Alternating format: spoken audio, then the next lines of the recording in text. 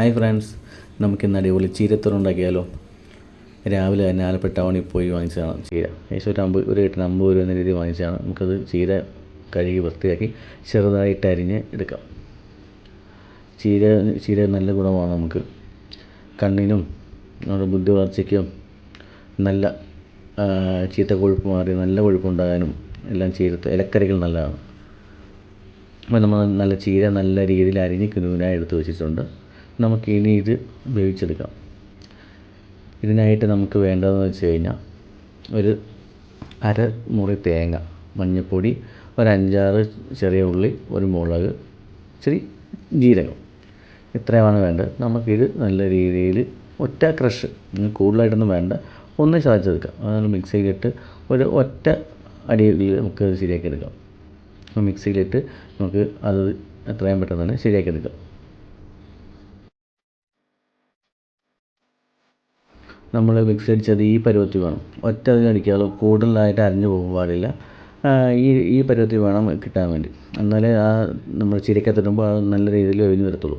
അടുത്തതായിട്ട് നമുക്ക് ഒരു ചീനച്ചട്ടിയിൽ നമുക്ക് കടുക് താളിക്കാം. ആ ചീനച്ചട്ടി ചൂടാകുമ്പോൾ കുറച്ച് എണ്ണ ഒഴിച്ച് അതിനകത്ത് കടുകിട്ട് നമുക്ക് പൊട്ടിച്ചെടുക്കാം.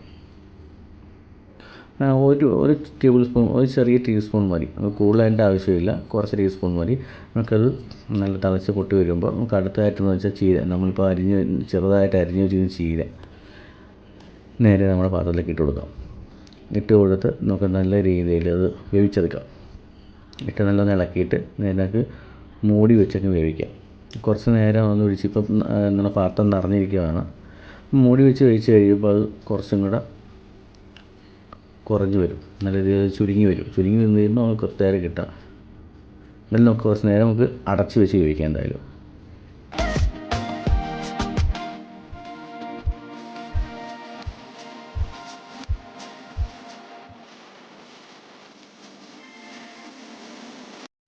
വെന്ത് വരുമ്പോൾ അത് ചുരുങ്ങി ഒട്ടിക്കും. അതിൻ്റെ വെള്ളമൊക്കെ പറ്റി, അതിൻ്റെ ഓൾറെഡി ഇപ്പോൾ തണ്ടുറപ്പാനത് വെള്ളമുണ്ട്, അതെല്ലാം പറ്റി വരും. അപ്പം നല്ല രീതിയിൽ പൊരിച്ചെടുക്കുക.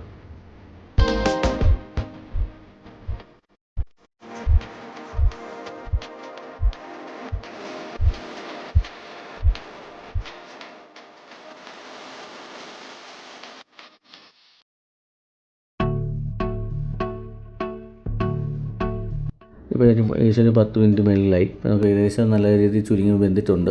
നല്ല രീതിയിൽ അത് ചുരുങ്ങി വന്നിട്ടുണ്ട്, കുറച്ചും കൂടെ കുറഞ്ഞിട്ടുണ്ട്. നമുക്ക് ഇതിനകത്തേക്ക് നമ്മൾ മിക്സിയിൽ അടിച്ച് വെച്ചിരിക്കുന്ന ആ തേങ്ങാ മിക്സ് ചേർക്കാം.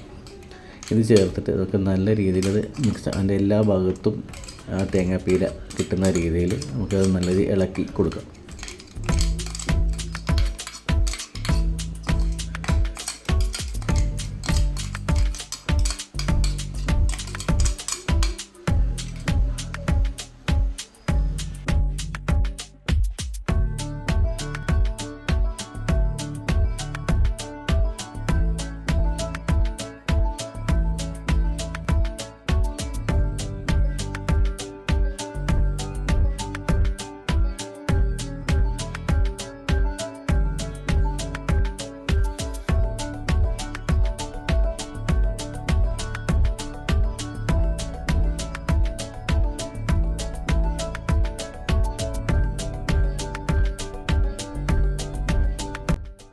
എല്ലാ ഭാഗത്തും എത്തുന്ന രീതിയിൽ നല്ല രീതിയിൽ ഇളക്കി കൊടുക്കുക.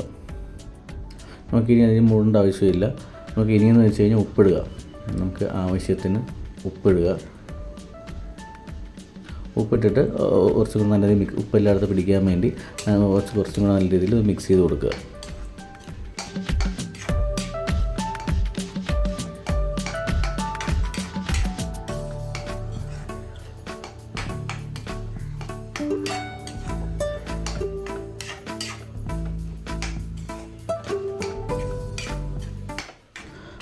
അടിക്ക് പിടിക്കാതിരിക്കാൻ വേണ്ടി ഒന്ന് ഇളക്കി കൊടുത്തേക്കുക. പിന്നെ അതിൻ്റെ എല്ലാ ഭാഗവും വേണമല്ലോ. നമുക്കതുകൊണ്ട് അതിൻ്റെ ഇടയ്ക്കിടയ്ക്കൊന്ന് ഇളക്കി കൊടുക്കുക.